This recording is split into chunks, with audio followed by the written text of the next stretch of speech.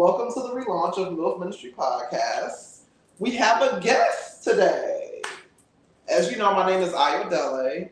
I haven't figured out how I'm going to introduce myself yet, and y'all don't really care like that. So I'm a creative, I'm a businesswoman, I just do my thing from time to time, and we have a guest today. His name is Olujimi. I'll let him introduce himself, and we'll get the ball rolling. Okay, yeah. Well, my name is Olujimi, and I'm an English teacher, fifth grade English teacher. Yeah, I guess that's it for now. We'll find out more. Right, so you may be looking at him like, how does an English teacher end up on MILF Ministry podcast? Yeah.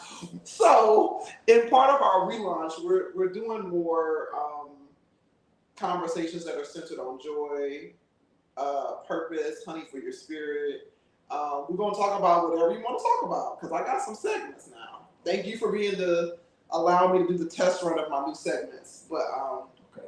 Yeah, so I invited Olujimi to be on my show because in some of our private conversations, you were talking to me about your life and the examples of manhood that you saw and your desire to create your own standard of what you want to do. And I thought that would be interesting. Like, a lot of women watch my show. We like to hear from men, about men. But I just wanted to dive into that a little bit, and then we're going to have some fun. We're going to talk about, like, maybe people that you want to fight, music that you want to play if you're flirting with somebody, music that'll get you in the mood, like whatever you're comfortable with, we're gonna go there. Because like I said, we're gonna introduce some new segments. But I think it's fair to say that most women, especially in my demographic that are MILFs, you want to date somebody that is a grown ass man. Because chances are, if you're a MILF, right? You can be a MILF in a relationship, but chances are if you're a MILF, you're typically going to be a woman that was in a relationship, had a child, and now you're moving on. And so most of us are interested in grown-ass men. Like, you're not really interested in a man that you got to tell what to do, babysit, navigate, whatever. So whether you're into MILFs or not, because that's not our business, feel free to share, but that's not our business. But whether you're interested in MILFs or not, I figured it would be refreshing to hear a conversation from a man that's like, no, I didn't necessarily have the best examples, but I want to be this type of man. Yeah. So I guess I'll start the podcast off by asking you, do you remember what age you decided I want to be a different kind of man? Before we even get into the examples. Man, that's a good question. For me, it's really clear, like, and I would say it's a combination of years. I would say, like, when I was 9. That young? Yeah, when I was 9, my father, my mom had told me stories of my father not accepting that I was his child, even though he wrote her from prison, saying that he wants her to name me after him. Okay. Right? And when I was 9 specifically, we got DNA tests done. And so that we could prove that he was my father, and he still wasn't there. And so at 9, that was a concrete example of when I was a kid, I didn't want to be that. If I had a kid, I wouldn't be that to my kid, right? Then you fast forward a little bit, maybe I was 11 years old in middle school, right? There's a cute little girl lives maybe like a few apartments over from me, and my uncles at the time are around a lot, and they are trying to convince me to basically have sex with the girl. But I'm 11 years old, never had any experience with sex. And the mother in me is taking a deep sigh. Yeah, and in my mind, I'm petrified. I'm like, I don't know what to do. I don't even know if this girl wants me to do it. So I'm like, I'm trying to even limit my interactions with the girl, because I'm like, my uncles are trying to push me to do this, and I don't even know if I don't even understand how I like this girl right now. Makes sense. And so from that experience too, it made me like want to be around them less, right? Because of that pressure, not even knowing if it was right or wrong, but I didn't want to be around them because I knew that pressure would come. They would ask me about that girl, and then also I didn't even really want to be around the girl either, because I'm like, now I have these thoughts in my mind, and don't know how to interact with you. Interesting. So, I guess without getting too much, because I feel like by the time I was 11, I had crushes and thought people were cute, but I didn't know where anything went or, you know, or anything like, I don't even remember if I had tingly feelings or whatever. So, I mean, you just felt uncomfortable? Yeah, I another step. Right, for sure, and for sure. I was like, whoa, there's more. And so I was like unafraid and uncertain. And just from that, like now looking from a grown man, I'm like, I wouldn't want my 11-year-old son to be like to learn about sex that way. Right. Like, I don't think my uncles were, my uncles one of the best examples, but I don't think they even knew better. So it sounds like what I'm hearing is like at 9 years old and 11 years old, you had some pivotal moments that made you think, this is what I don't want to be. Yeah. Yeah. I mean, again, I'm being raised with my 4 sisters, my single mom, right, and who's in and out of relationships with men, but I'm being raised by women, my aunties. Then half of my life is spent with my God family, and I have my godfather. That's really the only like consistent father figure I have in my life. But even in that family, it's my godmother and 3 girls. So I'm the only boy, like all the way around. Interesting. Boy cousins and things like that. But yeah, so I don't know. I can't make sense of it, of why I felt uncomfortable, but at the moment, but I just knew it was just like, what do you want me to do with him? Like, right. Nah. So I know you went to FAM. He went to FAMU. Everybody. Yeah. I cheated. I went to Florida State. I was always on the set. When it was time to graduate, people was like, "You went to graduation?" I'm like, "You never saw me in class. That don't mean nothing." Still graduate. But anyway, I digress.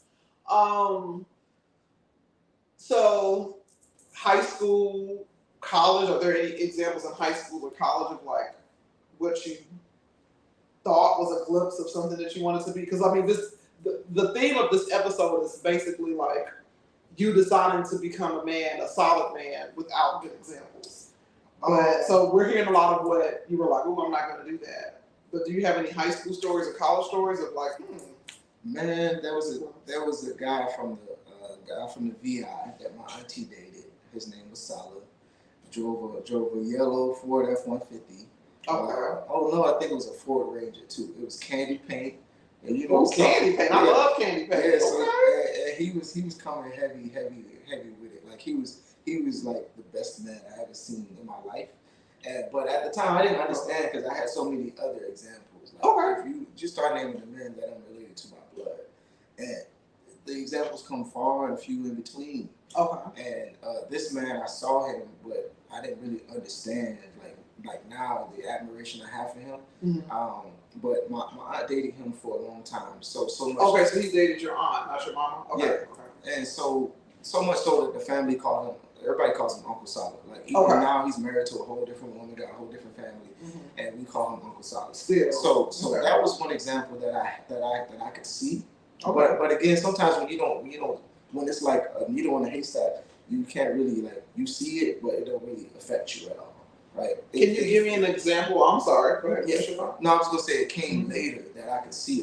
That's a good man. It came later because in the time I just knew him as Uncle Solid. I didn't really see him.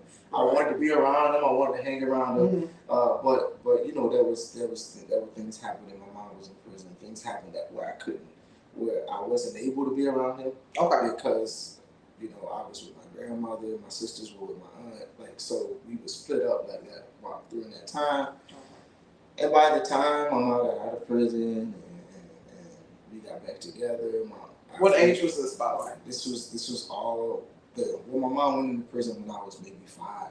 And then so when I was around 8, 9, 10, 11, when this thing started happening, my uncle was around less. Like my auntie and my uncle, they weren't dating so much at this time.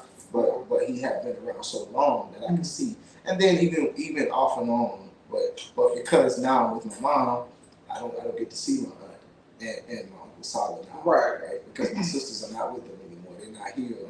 They're with us with every occasion now. So my aunt, you know, it's less interaction with him. So, but I can remember though as a child seeing that and saying, and now I'm looking as a grown man, it's like he was always there as an example. But you can't see it when you got so many other things around you that are the opposite of that. So I guess my question is now, as a grown man now, is there a memory or something that you could think of or hold on to that was like, yeah, he was cool, but like, this is something that I want to carry with me? Like you said, him being around, that means being consistent, but is there any other examples? no, Because you were young. no, I really don't. I can't recall any. So it was just mainly his kindness, and he was put together a certain way, and Yeah, he wasn't encouraging you to do things that made you uncomfortable or Yeah. stuff like that. He cared about. You can see that he cared about my aunt deeply. Like I mean, even like weeks ago, I met his sister for the first time, and his sister is asking, how is Rose? How is my aunt? Like how are my sisters doing? Like I'm so mad that he broke up with her. Like and so even his family, like they know how much he meant to our family. Oh, that's so, but again, like over my head. Right, because you're young. Yeah. So I can't recall any other examples growing up that I could point to and say that's man shit. So through high school and even getting to FAM, it's like, so FAMU is the first time now? I mean, you saw men like I played sports. I ran track and I played football. And my coaches were like upright men, right? Okay. But as an athlete, like you look at them as father figures, but you kind of like for me, I kind of knew like you know it was only so far they would go.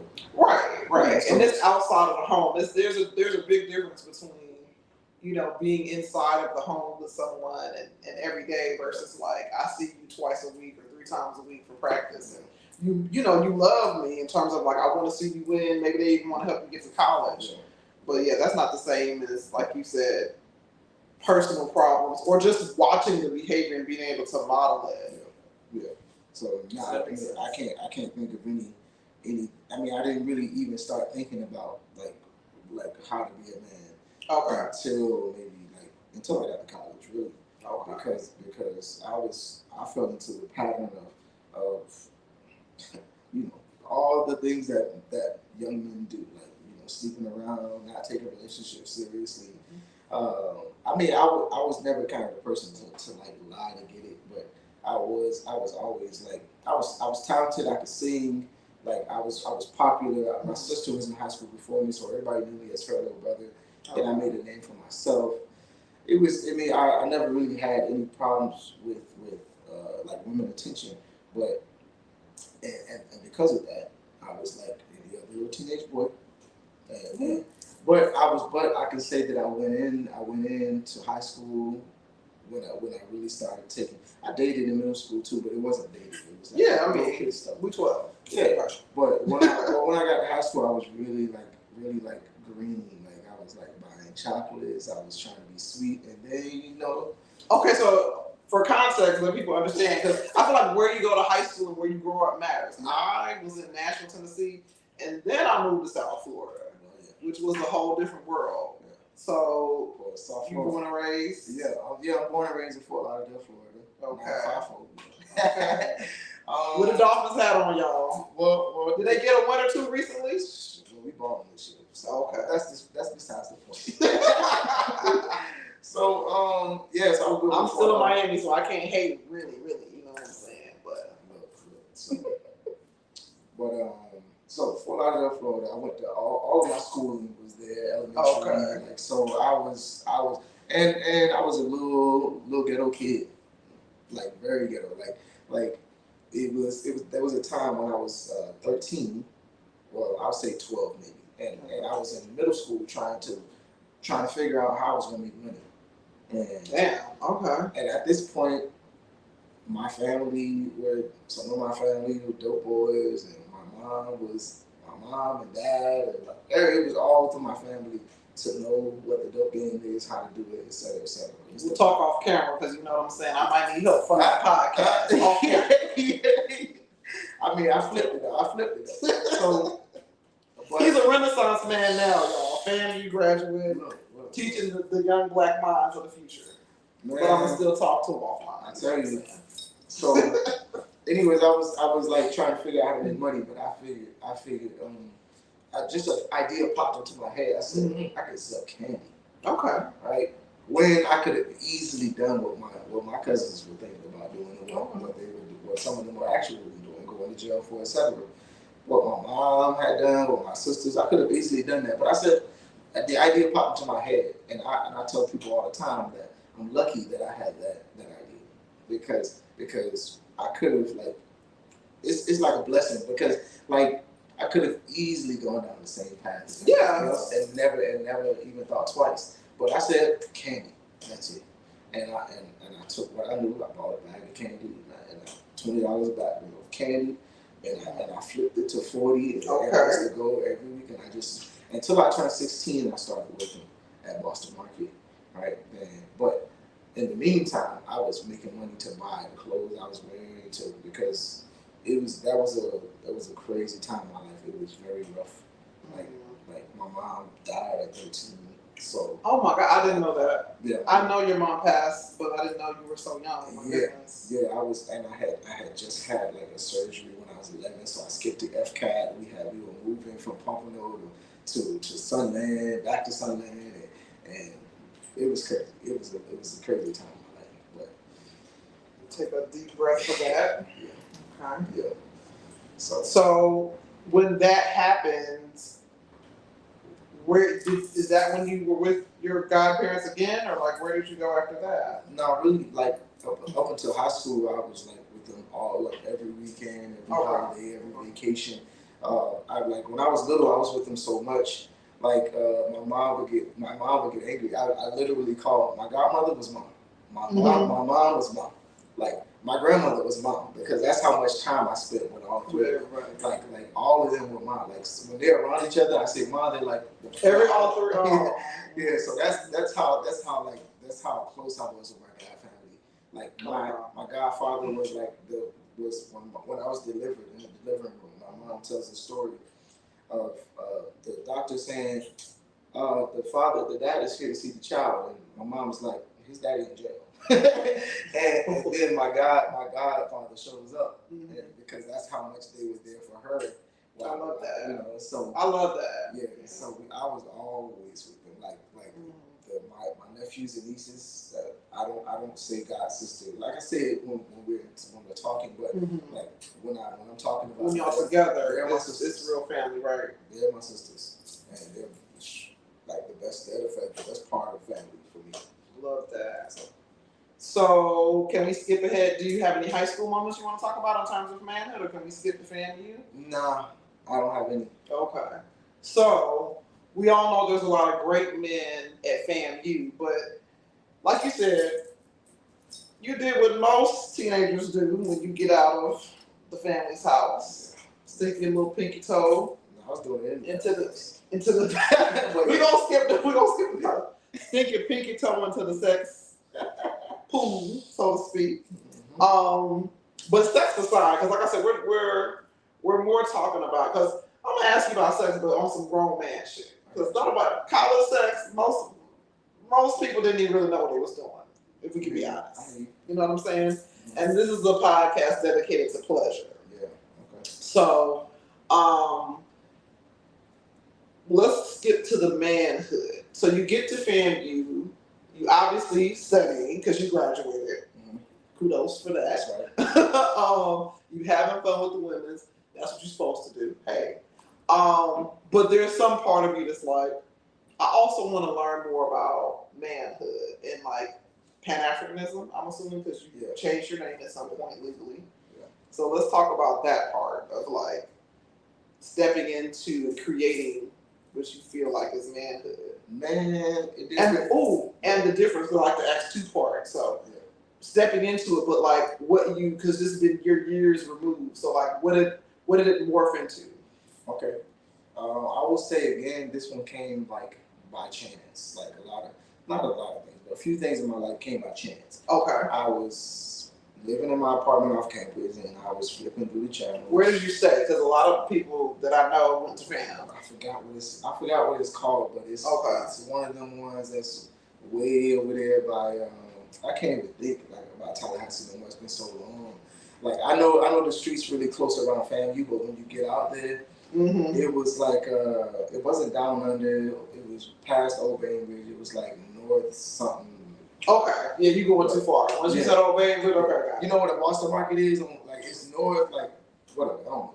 But once you said Old Bainbridge, you off of Tennessee Street. Yeah. That's too far. And then they changed the name of the apartment so much. Like, that's true. You like a down under. They like what? Right, because I used to stay by TCC, so it's gonna always be easy to remember mine. I think it was called the Orchards of Appleyard. Off of by TCC. See, I don't think they call that. That it probably is. Yeah. I mean, I'm a grown MILF now, y'all. Yeah, that was many eons ago. But yeah, so all right. So forget where you stay. So yeah, let's get back to. At some point, you was like, let me learn a little bit about this manhood. Well, you know, manhood came with that, or caring about it, or even like acknowledging it, came from like once to learn about like Black people myself as an African person in the world, and that came from one night flipping through the channels late night, maybe 2 o'clock in the morning, and seeing this Black man speaking about what makes you want to hate yourself, like it was Malcolm X basically, and it was the beginning of the Panther movie. The like 1995 movie about the Black Panthers starring. There were so many movies out like that. My gosh, but the 90s were awesome for the movie. Yeah. So in this particular movie, they have Malcolm X in the beginning of it, and they start flashing the American flag, etc.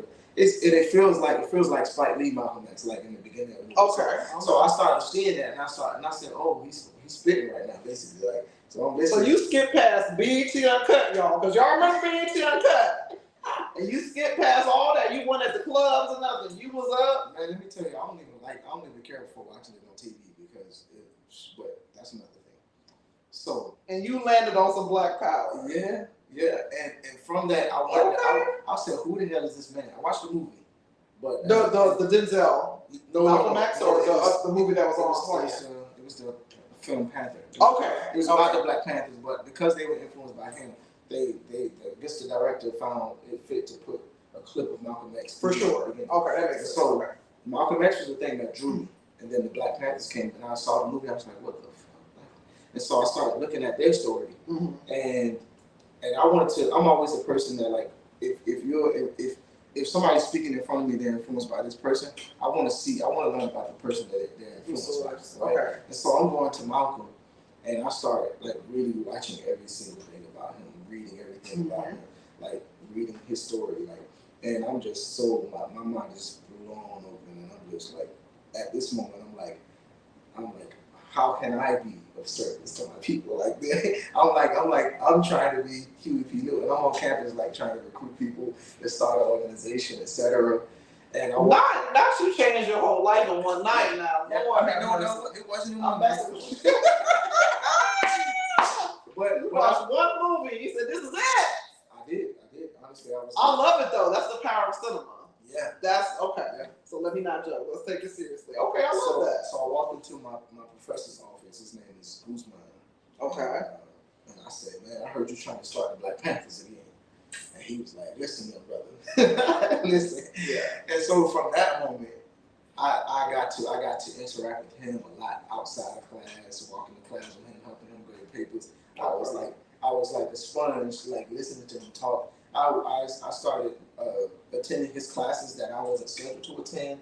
I started like asking about other professors that taught things that were similar, and I started sitting inside their classes, asking for book recommendations. Like I became like this nerd as it relates to Black history. Interesting. So just something in your spirit just connected. Yeah, and I was like, at what age? Remember, it was freshman year, sophomore year. No, it had to be my junior year. So he had clapped a few cheeks first, y'all, and then he saw the movie. Look at here, man. Look at here.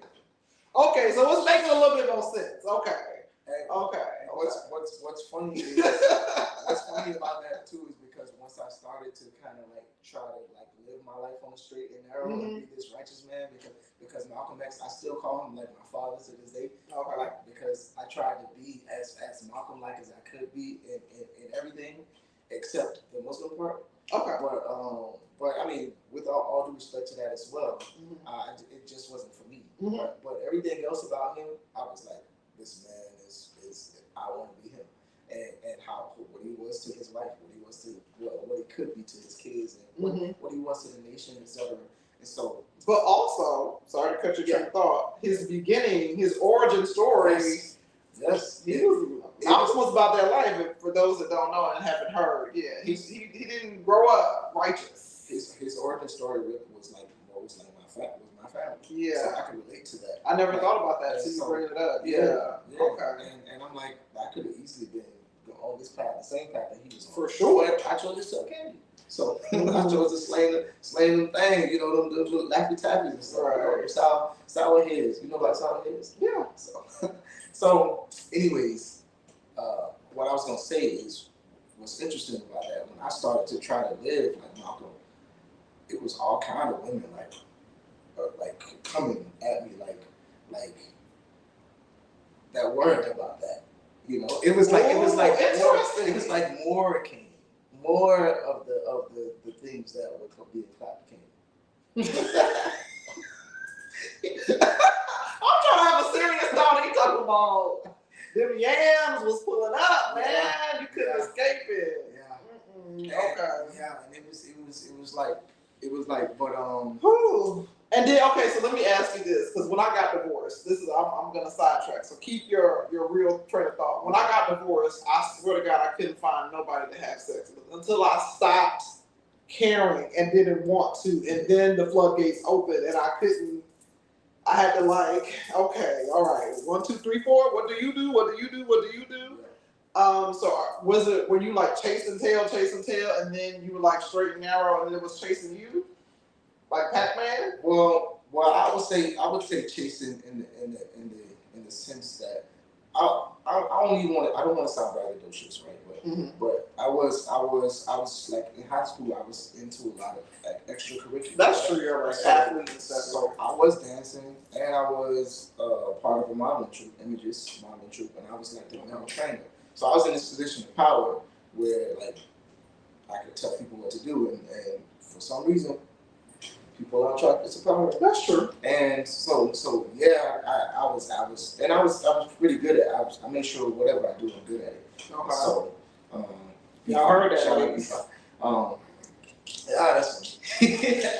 I didn't catch it until just now, but I'm gonna keep you laughing tonight. Go ahead. But so that happened, but when I started to change, or even change the way I saw this act or relating to women, it like some of the women that didn't care, they don't care about that. They want to hang out tonight, and so interesting. And then I started to be more interested in what women said. But then but I talk about that like I'm skipping ahead too, because that professor was like really instrumental in like getting my mind right as a young man too. Making sure my focus was on what I'm gonna do in my life, career, etc. He wasn't married too, so again, like now I'm learning about like Malcolm taking things like manhood serious. He's a great example, but he's not like the ultimate example for me, because he's lacking some of the things that I feel like you need to have as a man, especially as a man, as a professional who's 40 plus, etc. So I'm looking like, why are you not married? Like that's some of the things that made you suspicious at that age, or now is it making you suspicious? No, at that age, I was like, so I seen him because he would invite me, because this is the kind of relationship we had. He would invite me to like a salsa night. After it, outside of school, right? But then I would see him there with his lady friend. I'm like, oh, okay, okay, so I respect that, right? But then it's not marriage, so I'm like, so I'm questioning it. What makes marriage so special in terms of your respect factor? Is it connected to your Pan-Africanism and it being the foundation of the Black family? Like the family is, Black love. Well, yeah, yes and no. Like at this time, at this point in my life, I'm not like I think I told you in off camera that at this point in my life, I was like extreme in my thought. Right? You did. I was holding that out. I was either on the left side or the right. Yeah. Because of maturity, I hadn't had enough time with information. Right. I hadn't seen enough examples. That makes sense. And so I'm thinking I'm on one side. I see my family, the men in my family, who ain't shit for lack of a better term, right? And that's what you don't want to be, right? Yeah, and then on the other side, I'm looking at like this man who I'm looking at like as like a godly figure, close to God as it can be, Malcolm. And I see what his life looked like, and I'm like, and I'm trying to be that, and so like my professor, although he's intelligent and driven and well spoken, well dressed, etc. I'm like, he's not quite what I want to be. I feel you. So I respect him, but then he helped me. He gave me a lot that I still use and value today. But that would lead me into my next example of a man, which is Dr. Denard. Okay, he's well known on FAMU's campus, Dr. Denard, and respected. Yeah, we call him Baba Kamal too because he is like a father to a lot of people in the community. Because like when I first met this man, my friend said, man, hey, you need to come to this class, man. You're gonna be like, what the heck? Because I think she was studying psychology. So the class is the psychology of racism and prejudice. And I sat in that class, and you could literally, I wish I had a meme, like my brain was literally the light bulb, right? Like all the things that I had been trying to learn at that point, but then I'm like, he was like, he had like all the puzzle pieces. Like I was like, that makes sense. But being the scholar that I was becoming, I had a sheet of paper every time I went to his class, and I was making boxes to things that I needed to go home and research after class. So I wasn't just listening to the lesson or whatever. I was like going home. Okay, now let me go do research, and then I would meet him after class every day. Okay, you said this, but then I found this, yada yada yada. So we would be talking back and forth. And so we started.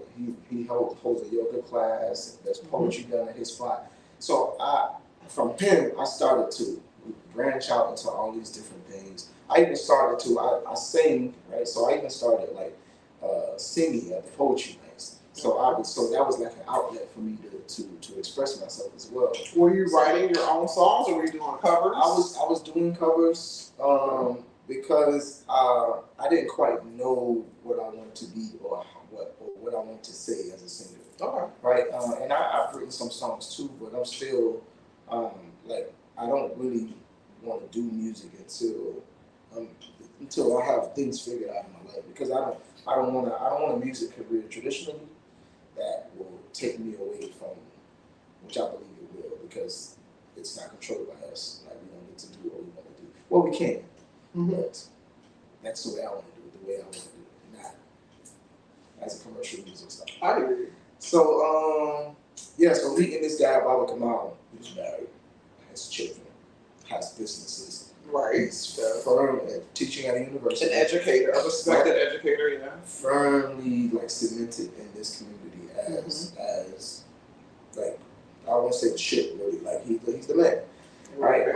And he's doing the work that I think Malcolm was doing, right? He's not organizing on a national level, on a global level, but he is there. You know, he's planting seeds in the minds of the people.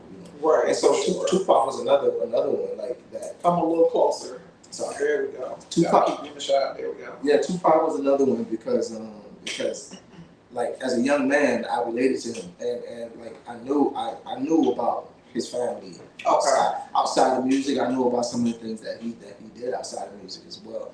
Perfect. And just his music, being from the ghetto, like his music is like everybody. I think a lot of people from the ghetto, like if you from struggle, you could relate to his music, Tupac.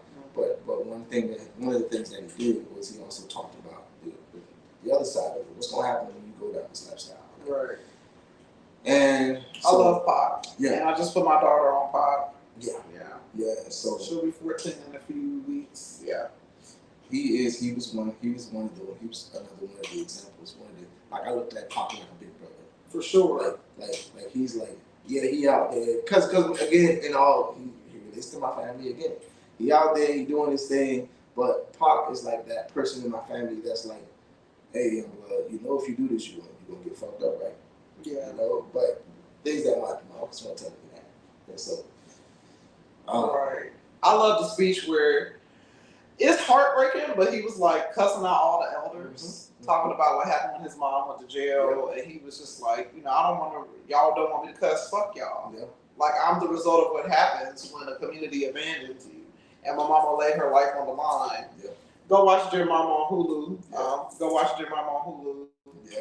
Because it talks about the powerful force that his mom was and how he got to be who he is. I recently watched that too. And it was beautiful. Yeah. Oh, yeah. So much more respect for her. Yeah. Not that I was lacking, but yeah, it added so much. But yes, continue. So Pac was big brother. Yeah, Pac was These big are brother. examples of manhood. Yeah, but then one of the things that Baba Kamal taught me about was spirituality. Okay. Right? And that conversation is what's lacking, I think. Sure. When you start talking about black supporting black businesses and things like that, we often stop. And I don't want to say I'll say just for myself, that spiritual conversation was huge because now I'm like, okay, my mind and my conversation went to Africa. Like, okay, now what were we doing over there? Mm-hmm. What was the family like over there? How were women treated in Africa? That was a big thing. Well, once I started, because you start learning. When I started learning with my first professor, Guzman, I was learning history, and through learning about myself as a black person in America, I started learning about Chinese culture, European culture, all outside cultures. But I didn't particularly go to Africa yet, right? Okay. But learning about Europeans and how women were treated in European society traditionally, and the values that they hold in their societies traditionally. I was like, oh, that's terrible. But then to see the contrast, right, in a lot of cases, right, because you're dealing with thousands of societies in Africa, right, to see the contrast in general with how women, with the role that women play in the societies traditionally before slavery, yeah, even during slavery, like to even learn about, like, there have been some women presidents and things like that. And just to bring it into 2020s, in the 2020s, like living and working in West Africa, seeing all of the things that women carry on their shoulders in Africa, and then coming from all women, like, it's like the respect and the kind of admiration that I have, especially for black women. It's around the world. It's crazy. We put in work around the world, y'all. It's crazy. I can't like as a man. I think here already we got too many things, but over there in West Africa, in Senegal specifically, where I lived, the kind of things that the women shoulder while men sit back. I won't get into it. Please don't, because we're talking about examples of manhood that you want to be. Yeah, absolutely. And so anyways, that conversation of spirituality opened me up to Africa, and then I got to see, like, how women and men work together, like outside of religion, outside of slavery, like traditional. Right. And as far as I can go back, I studied, and not just one population. I studied several populations, and I feel, and so much so I started to take extra classes at FAMU because I wanted to learn, and I ended up getting a minor in what I call Africana Studies. It wasn't a formal thing at FAM, but I do have a minors. Okay. Listen, get all your respect. Sorry. Get all your respect now. Yeah. So but yeah. He said he ain't talking about it, y'all. He took some classes that he didn't even take. Yeah, I was in the He audited some class. I was taking the exams, getting the highest grade on the exams, wasn't even registered in the class. But I didn't care. People were like, "Why you don't register?" Well, first, I'm not trying to pay for it. Right, there's that. But because the professors knew me. Like, they knew because I had this reputation of like, "Hey, can I talk to you for a second?" And I used to carry this drum around too. I started drumming. I forgot you said that. I used to carry this drum around campus. Like I was really like I know you got roasted at FAMU. I know you got roasted at FAMU. But I'm the kind of person I don't care. I don't care. Okay, so I mean, I'm sure you got some love. I do not. Yeah, I know how people are. Yeah, I mean, but here's the other side though. Who I am, where I come from, like. You can roast me to it. Like if you're my friend, yeah, go ahead. Right, for sure. But if you're not my friend, I found you and don't. Okay. I swear to God. Look, like I won't swear to God, but look, I'm not. Don't incriminate yourself on my podcast. This podcast is about love and joy and pleasure. Yeah. So you were standing on business about African people and African studies and your African manhood. All kind of debates about stuff, especially when like people, for some reason, people like to talk about religion and debate. For sure. Oh my gosh, in college, yeah. But I was always like, I welcomed the challenge because I felt like it would get me better. Like it was just information that I needed. Like even today, like I have a student who's a Muslim in the 5th grade, and I said something about Islam. She went home and asked her mom. My mom came back with a verse from the Quran. I said, okay, yeah. I go home and look it up. I'm reading it. Like, yeah, like let's get it. So, did the women you were dating change? No, that's what I was trying to say earlier. Like no. No, there are cultural women. There are almost in Tallahassee now. Come on. So yes, there are. Okay. But when you start to venture off from like what's normal, what's typical, like when you start to venture off until like the women who live an alternative lifestyle, you start to see that just like everybody, they're dealing with the same toxicity that we all do. For sure. Oh yeah. And so So yeah, just because you're studying African spirituality doesn't mean that we don't suffer from the fact that we're still living in America and have this input. We still have all this input that comes in. Yeah. So I mean, I don't think I'm perfect. I don't think I was perfect at the moment. But there were women that I tried to deal with alternatively that were full of shit. And when you say full of shit, what do you mean? Like, give me an example. Like I was in one relationship. If you're watching, this is about you. Don't. Just give us a generic example. Okay, so it's like we were like both.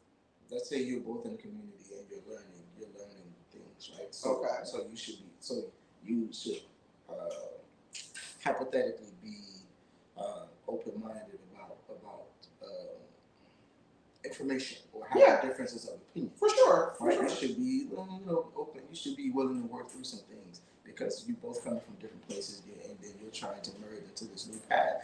But on the outside as well, you're also learning like about culture, about tradition, about things that you're trying to implement into your life. So life is changing, but you butt heads all the time, right? And then instead of like deciding that the relationship isn't what you want, you continue the relationship and then you step outside of the relationship without Now see, that's a little tricky because I thought she was gonna say something simple like she was trying to be Pan-Africanist but wanted to have blonde weave every week or something. It's like that's something that you argue about. Like you getting real. Like, yeah. You're saying she didn't have no morals, man, but like that's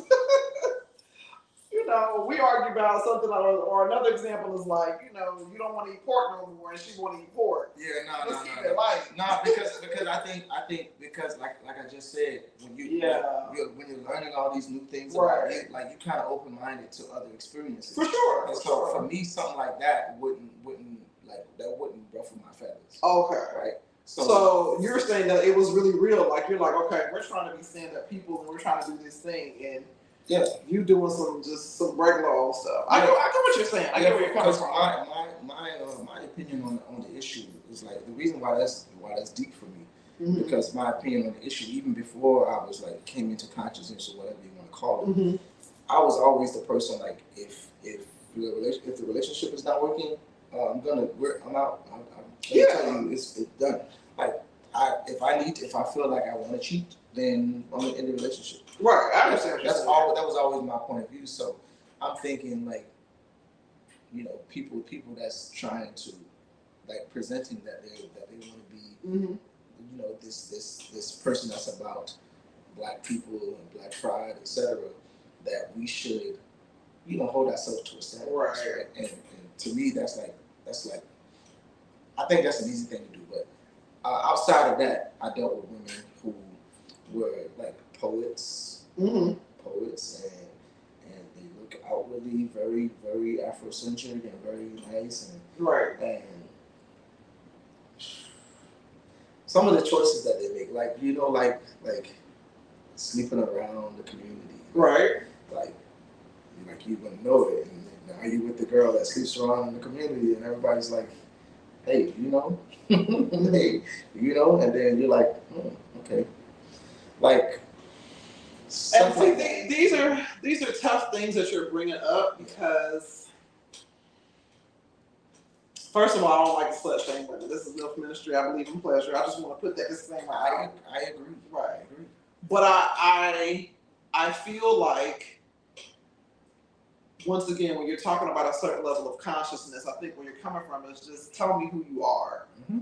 so that I can make a decision of how I'm going to handle you. I shouldn't be hearing outside things or tell me that this is not working for you, because if we're disagreeing on certain things, cheating is not an appropriate response. Mm-hmm.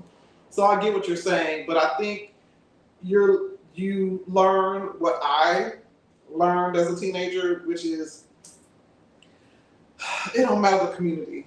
Conscious, Ifa, Akon, metaphysics, whatever. If somebody ain't about shit on the inside, then they ain't about shit. It doesn't matter what the church community, how much yoga they doing, or how much praying they doing. Yeah, no doubt. So that could be disheartening. I think for the number one thing what I'll bring up is that when you do decide to be conscious or Pan-Africanist or whatever, no matter your environment, your dating pool is much smaller. Yes. So I can see how that can just be a lot more impactful. Yeah. In terms of that regard, because there's plenty of ass out there. Because and so like to touch what you asked me before, there were a lot of women coming at me because I was carrying a drum around campus mm-hmm. and wearing nothing but orange, not orange, red, black, and green. Right. And I had the Ray-Bans. I put the red, black, and green on the side of Ray-Bans. Like that's how. Now he had the Gucci Ray-Bans, y'all. So we had the Afrocentric Gucci Ray-Bans. I'm done. Man, look, so, but you would have hated me because I love to tease people. No. If we was cool, I had friends that had tease, so it's all good. So I had friends that be like, they want to say the N-word a million times, but around me, I'm like, bro, like, be yourself. Right. That's how I am with my friends. Shit. Living in California, they got me saying it more than I want to now. Damn. So but there's a lot of women that weren't about that. They just want to get their rocks off.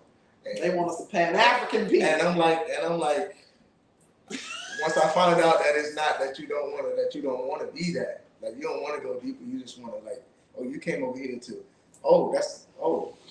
and that's what I would have been on in the past. But like now at this moment, I'm like, I see. But I ain't gonna hold you. I did give up some pussy off of somebody just really having Dr. Akbar's book. And if y'all was in Tallahassee, y'all know who I'm talking about. That was here gonna fuck that thing. That was literally the only book that he had. He was not Pan-African at all. I don't know how I got set up, but when I met this man, he had Dr. Akbar's book. He was talking about reading the book, and I'm like, oh, I can fuck with this. Yes. No, I had